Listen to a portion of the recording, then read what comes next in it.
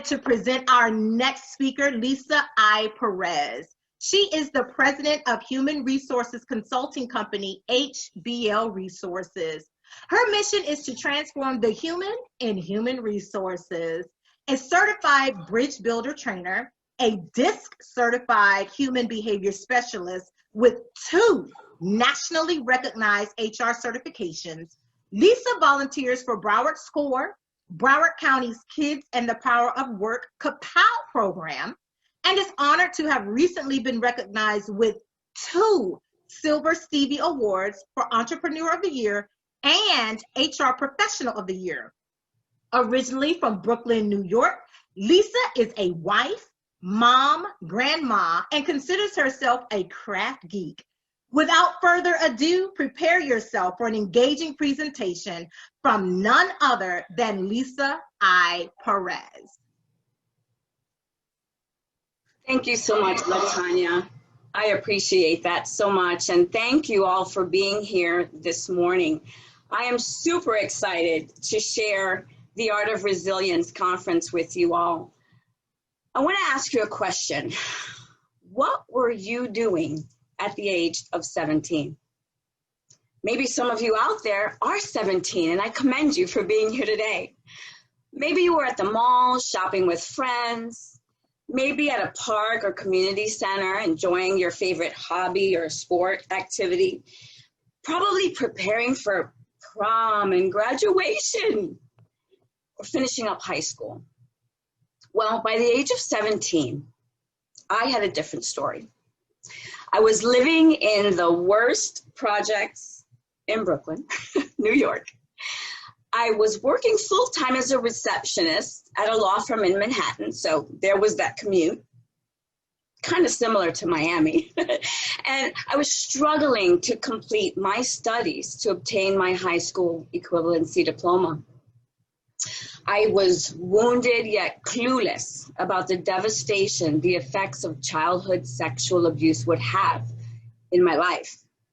And if that wasn't enough, I had just become the mother to my firstborn daughter. And I was determined not to be a teen pregnancy statistics. And then shortly after I turned 21, I was the mother of 2 daughters. But as Jack Dawson from Titanic would say, and now here I am with you fine folks discussing the art of resilience. Now, I want to encourage you to use the Q&A. I'm going to check in on that every now and again. If I see something, feel free to interact with me, and I will take questions at the end. So what is it that you think of when you think of the word art? Maybe it's a color palette waiting for you to create something. Maybe it's the masters of the Renaissance, and maybe it's something a little bit more fun and playful, or something more contemporary and bright. Whatever your mind's eye thinks of when you hear art, Merriam-Webster's definition is as follows. It's a skill acquired by experience, study, or observation. Skill acquired. Hold on to that. And what about resilience? Resilience means different things to different people, but it's defined as the capacity to recover quickly from adversity. So today we gather as women in business, and some great men too, to acquire skills through today's experience so that we can study how to recover quickly from difficulties. And I implore you, I beg you, don't miss this wonderful opportunity you've been given today by our sponsor, SCORE, to acquire those new skills. Be present. Engage with me, engage with the other speakers as we poll and ask for questions, and put away all the other distractions. Take out your piece of paper and get ready to take dynamic notes, and use whatever communication that you can. And I want to invite you, if something strikes you today, tweet me at HBL Resources or at The Complete Manager. I want to hear from you.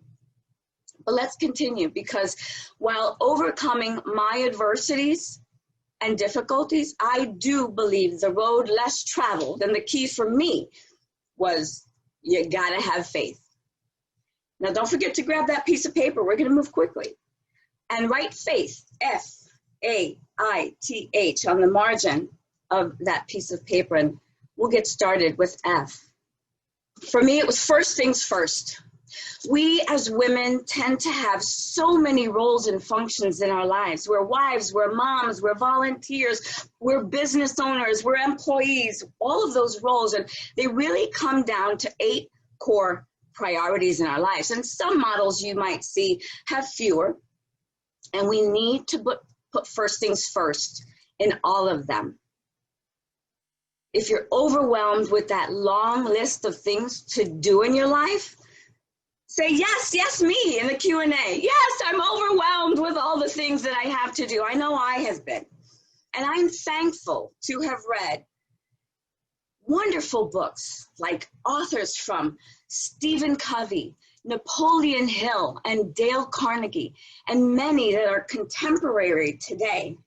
And I can't stress enough the need to read good books.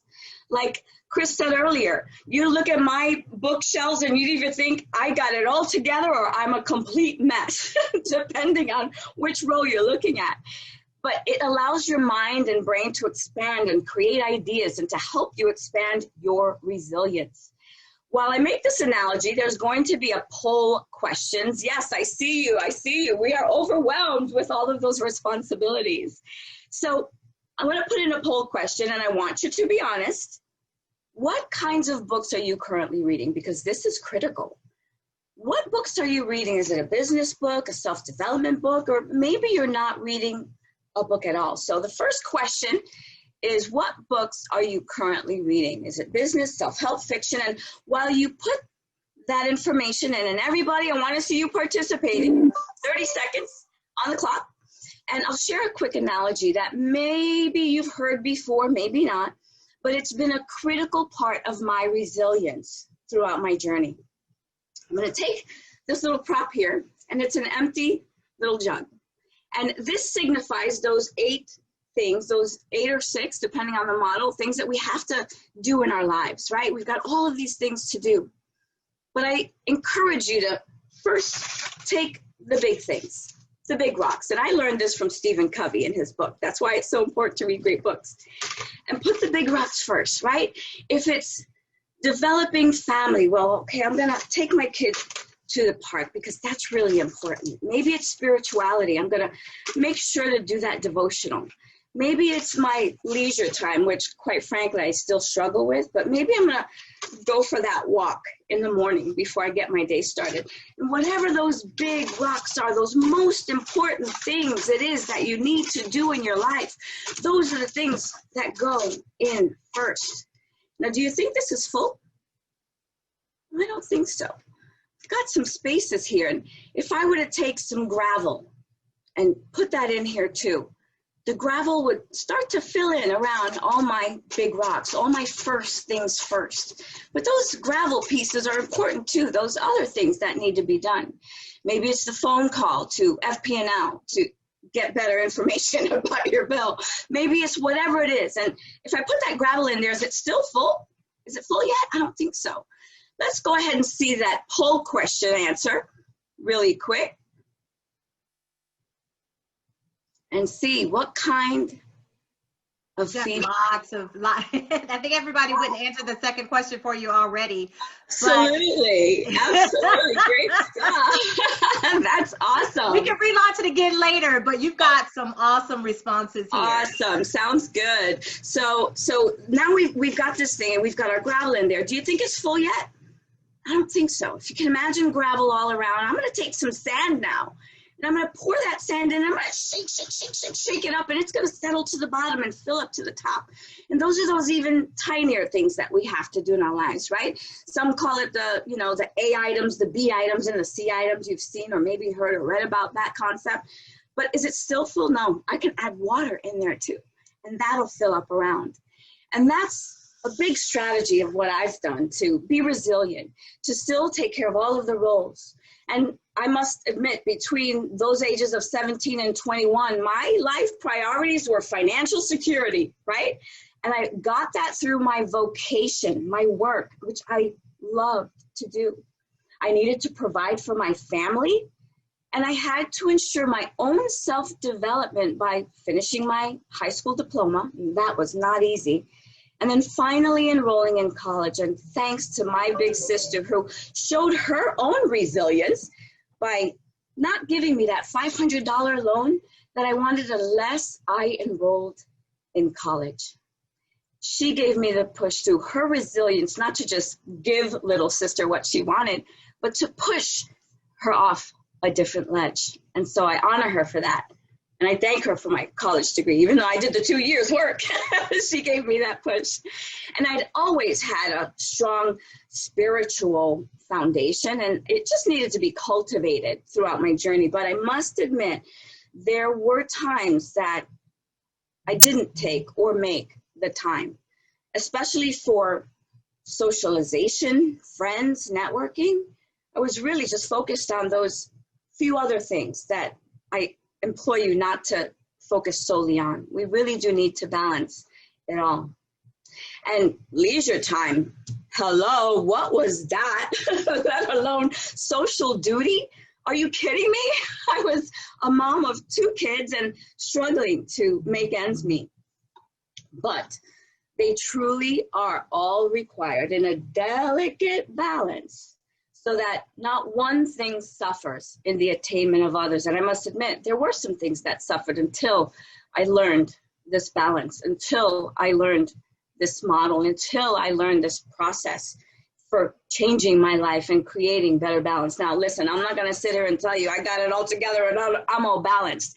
We are always a work in progress, just ready to be molded like the potter's clay on his wheel. Now, my road eventually did lead to human resources. It was around the age of 22 in my career. It was taking off. And my first job in HR, I climbed the corporate ladder to become the corporate director of recruitment and succession planning. And I'd started as a hotel front desk clerk in 10 years because I was going to do everything that I could to use their training, their development, the education that I'd acquired, the college degree that I'd acquired.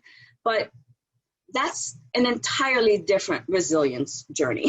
and it's got its own lessons along the way. But I embraced those struggles, and you should embrace yours too, no matter what they are. But along the way, ensure awareness and take action.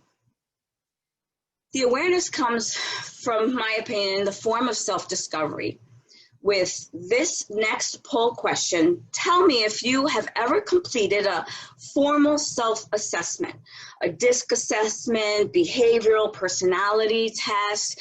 This next poll will give me a clue about who's out there and whether you've experienced these assessments, right? Strengths finders, Myers-Briggs, they really give you a look at yourself. So take 30 seconds. That poll question will pop up for you.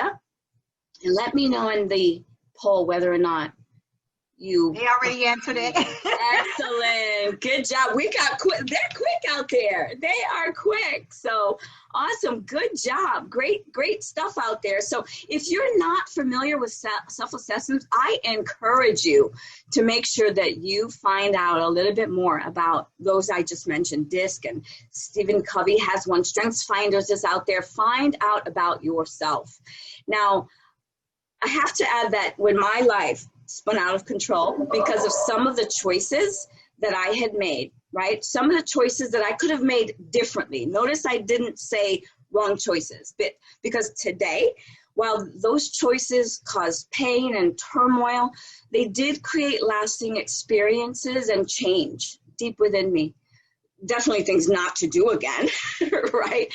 But once I was aware of the root of some of the reasons why I made those choices, and many from what had occurred in my formidable years, then I could take action on what I discovered to heal from hurts, to clear my mindset and do the tough work, and it will be tough work, that it takes to overcome those adversities.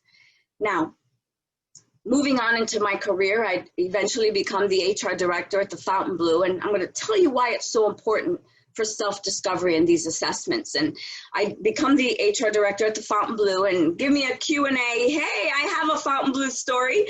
If you've got a Fontainebleau story, we all have them. Some we can tell, some we can't, right?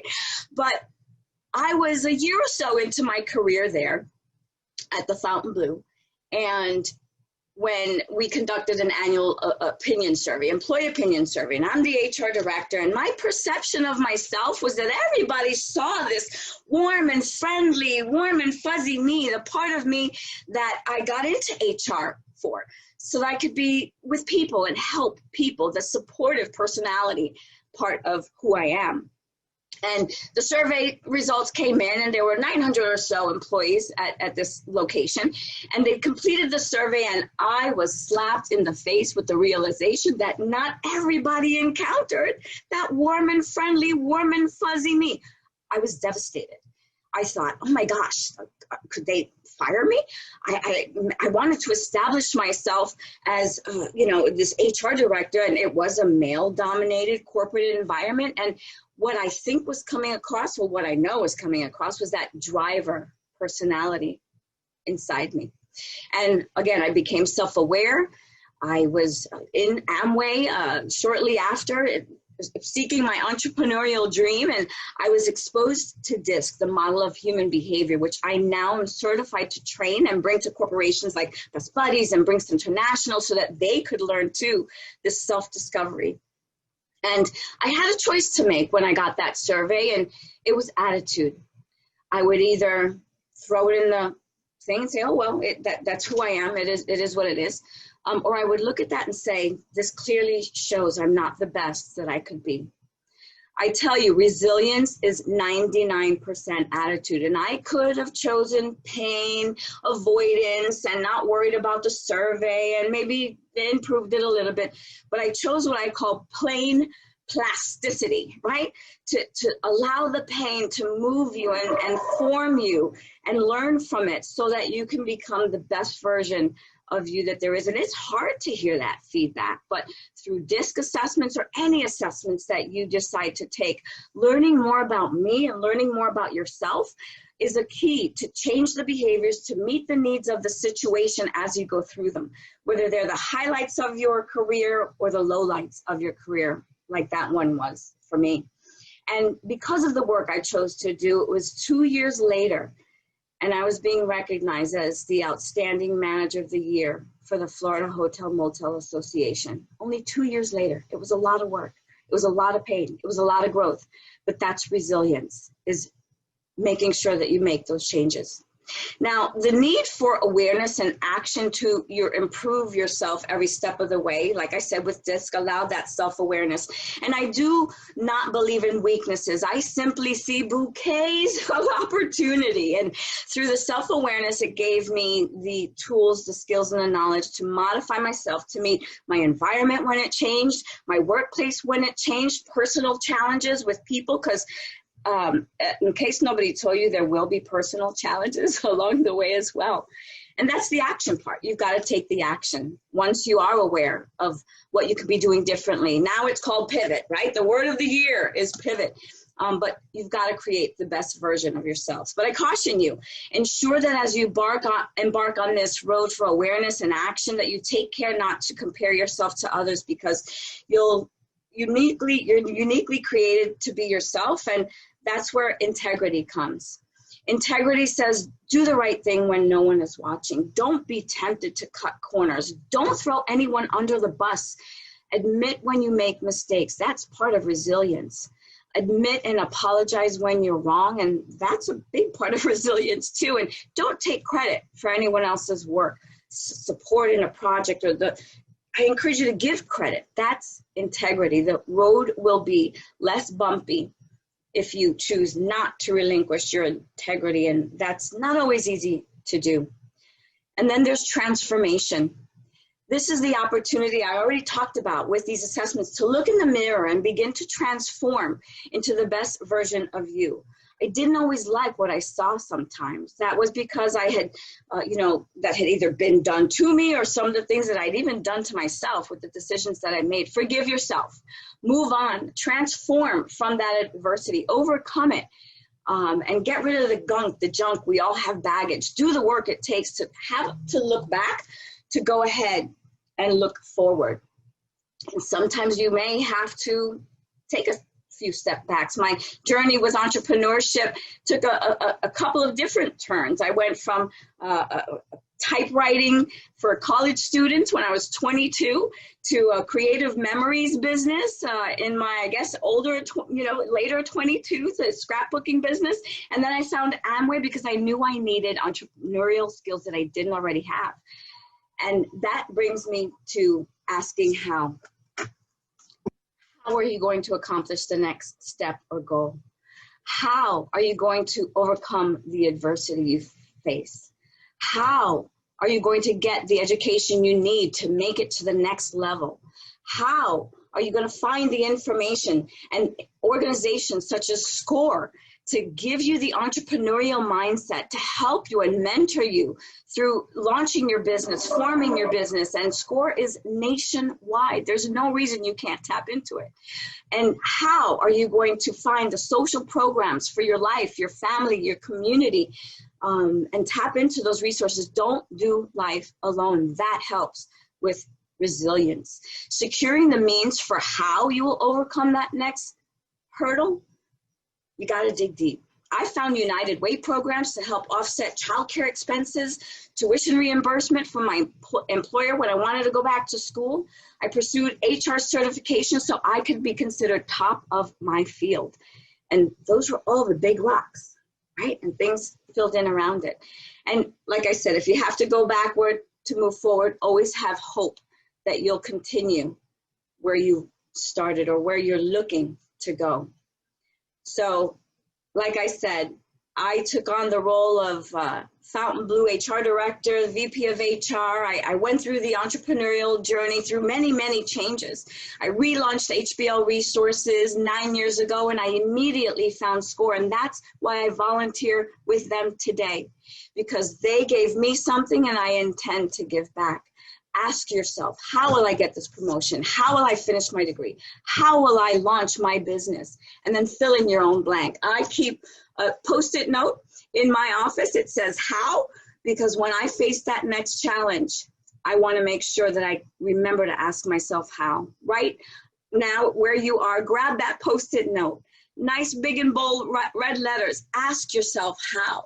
How are you going to make it? And keep that Post-it note as always a reminder.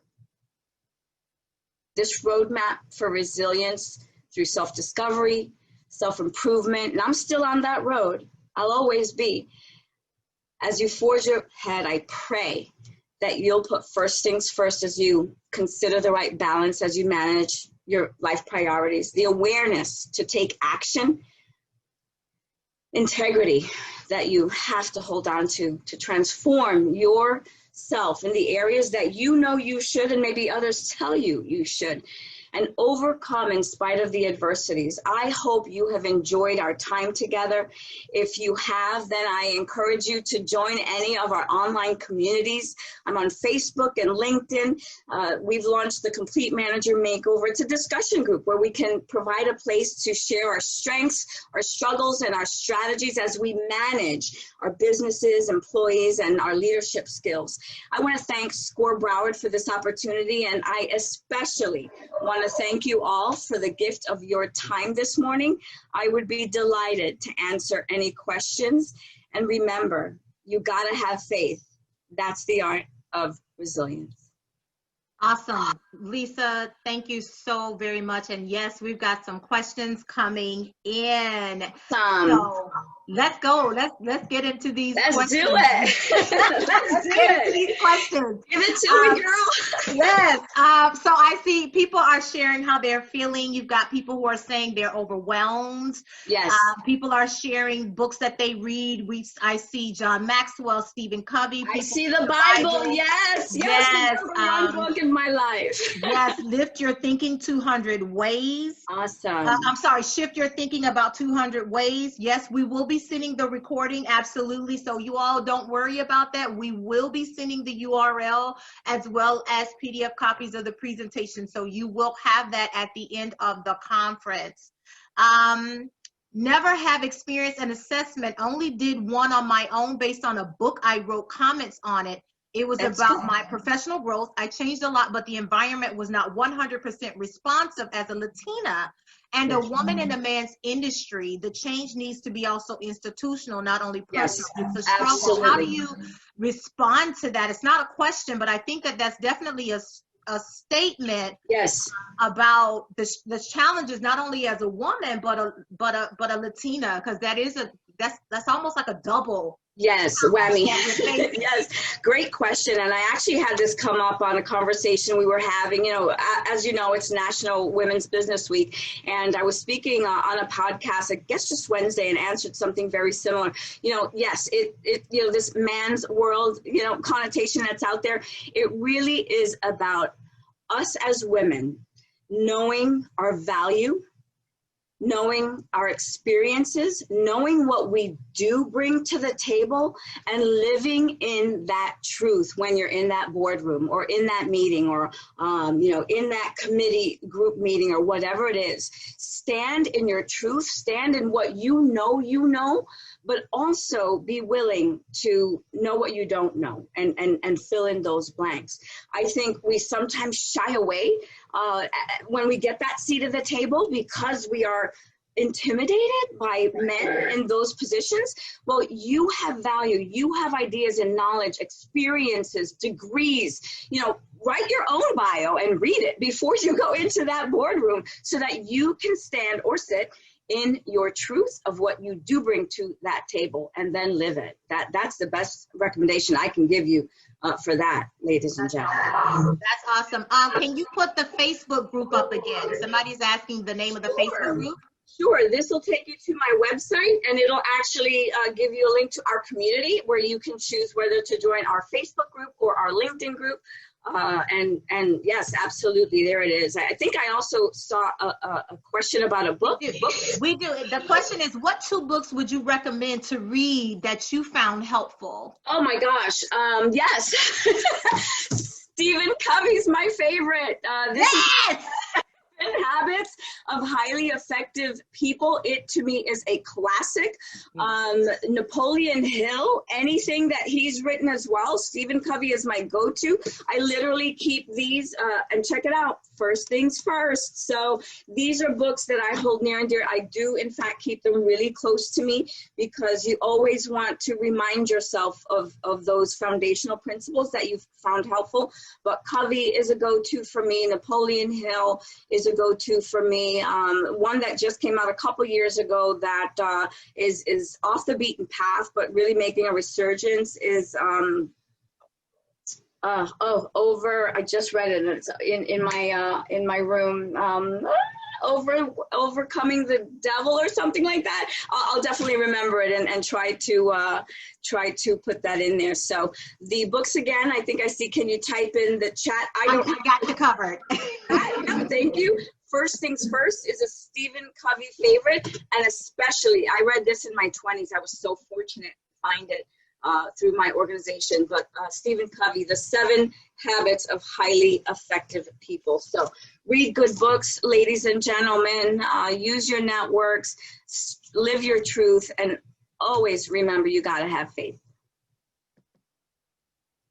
That's phenomenal, ladies. Thank you. Thank you so much, Lisa. And that takes us right to the end of this particular session. And you all, thank you so much for being engaging. Lisa, that was a great presentation. You got lots of great comments here. Very inspiring. Thank you. Lots of thank yous.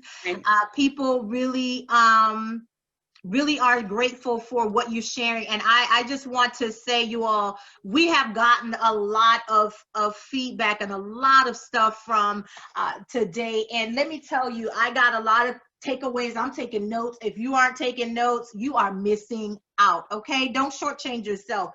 Mo kicked us off at the beginning and told you to take notes. Chris told you to take notes. Lisa told you to take notes. I'm telling you again to take notes. I got like already a full page off of our first two speakers, and I'm telling you, Lisa just really brought it home. We just got over 25 years of HR experience. She shared some valuable information with us, like be creative, invest in yourself. There's always room for more. You got to find balance, embrace struggles, ensure that you're aware of yourself and take action. Perception versus reality is a wake-up call. Man, I learned that myself. Resilience is 99% attitude. See the bouquets of opportunity. Man, I love that imagery there. Integrity, admit and apologize when you're wrong and give credit where credit is due. There's so much opportunity out here for all of us. Ask for help. Don't do life alone. Listen, we were not meant to do life alone. That was some great advice.